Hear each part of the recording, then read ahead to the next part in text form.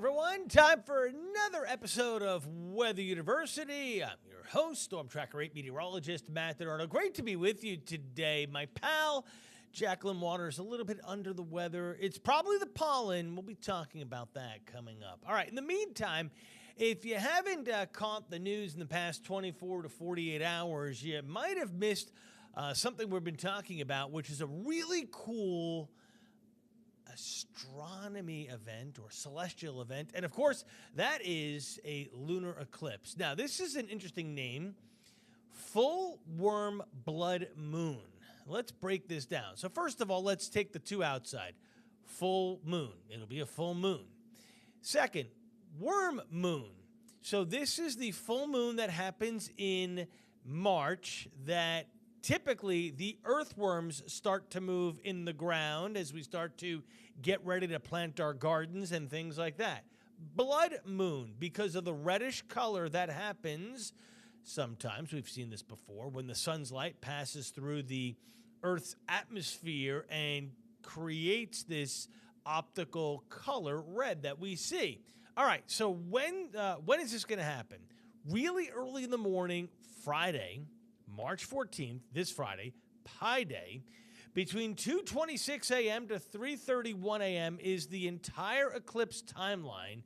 So about an hour and 5 or 6 minutes, right? Hour and 5 minutes. Totality, that is the moon is completely hidden behind the Earth's shadow, will occur at 2:56 in the morning. So you've got to get up really early to see this. Now, unlike a solar eclipse where we tell you don't look at the sun, it could hurt your eyes, it does not hurt your eyes to look at the moon. So therefore, you'll be able to see this with your own eyes. You don't need a telescope. You don't need special goggles or lenses to protect your eyes from the UV light. That is not the case with this. You just have to wake up super early. Oh, and you've got to hope for clear skies. So that leads me to, of course, the 8-day forecast, where you notice not only are we looking at lots of sunshine during the day, but by the time we get into Thursday night, early Friday morning, we're going to be in the 40s. So we're warming up, not just daytime, but also nighttime, and we will have clear skies. And that's great news, which means we'll be able to see the full worm blood moon eclipse. It's just a tongue twister of a name, early Friday morning. All right, so you notice those temperatures going up.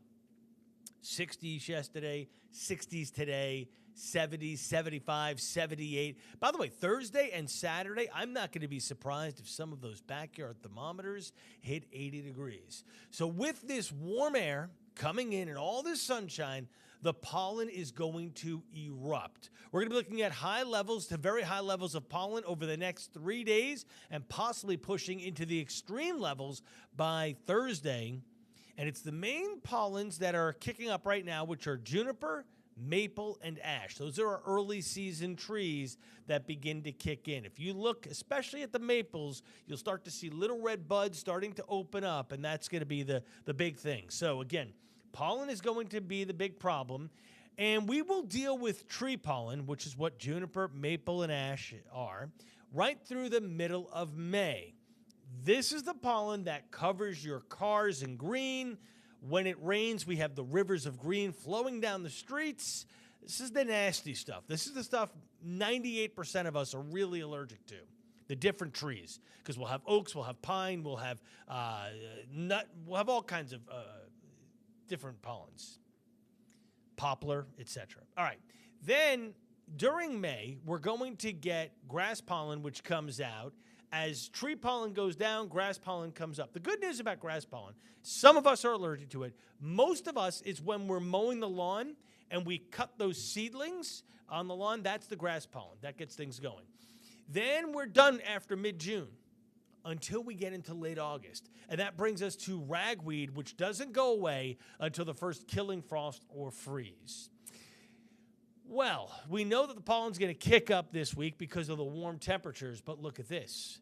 We're going to be looking at above average temperatures all the way into next weekend. That's pretty significant. So, or at least the middle of next week, right? So, probably next weekend, actually. So that's a big deal.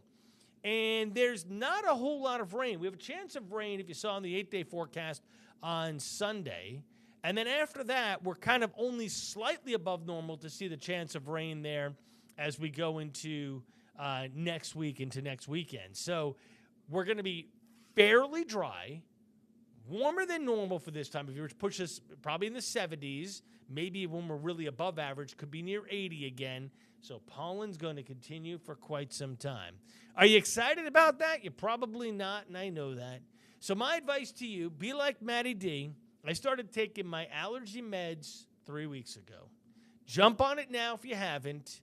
I got my inhalers. I got my meds. I'm rolling because I don't want to be suffering like I have for the past number of years. I'm hoping I win. You never know. Anyway, short Weather University with you all today. I have more work that I got to get done behind the scenes. But again, the big story, lunar eclipse, spring fever, pollen. Enjoy all of it. We'll see you today at noon. Have a great day, everyone.